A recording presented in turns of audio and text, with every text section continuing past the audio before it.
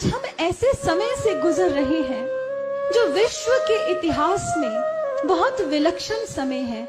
इस समय की चर्चा विश्व के अलग अलग देशों में बैठे बहुत से भविष्य वक्ताओं ने, वैज्ञानिकों ने की है। मैं कुछ पॉइंट्स हैं जो आपके समक्ष रखना चाहूंगी। एक व्यक्ति हैं, हरारे, इजराइल में रहते हैं, भविष्य वक्ता हैं।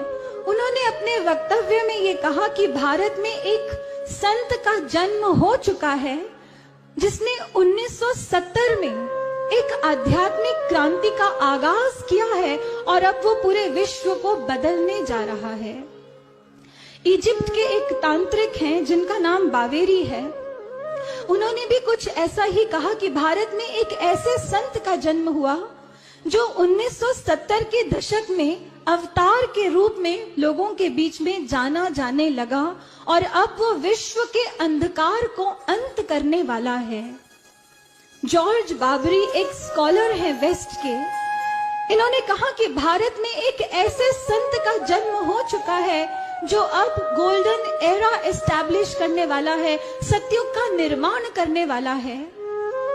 लेडी फ्लोरेंस ने यहां तक कह दिया कि 20वीं सदी में भारत में एक ऐसे संत का जन्म हुआ है जो सन 2000 के बाद अपने क्रिएटिव डिसाइपल्स को साथ लेकर, अपने सृजन साधकों को साथ लेकर विश्व से भौतिकवाद का अंत करेगा और आध्यात्मवाद को उजागर करेगा।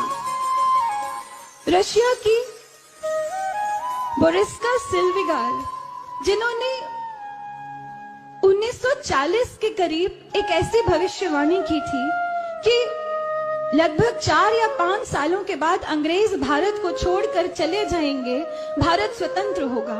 लेकिन उनकी बात किसी ने नहीं मानी, पर हूबहू वही हुआ जो उन्होंने भविष्यवाणी की थी। वही लेडी फ्लोरेंस कहती हैं कि 20वीं सदी में भारत में एक मैसेंजर ऑफ गॉड आया है जो 1970 के बाद पूरे विश्व में छा जाएगा और पूरे विश्व का संचालन करेगा। अमेरिका की रिसर्च कमेटी है जिसने यहां तक कह दिया कि कल्कि का जन्म हो चुका है।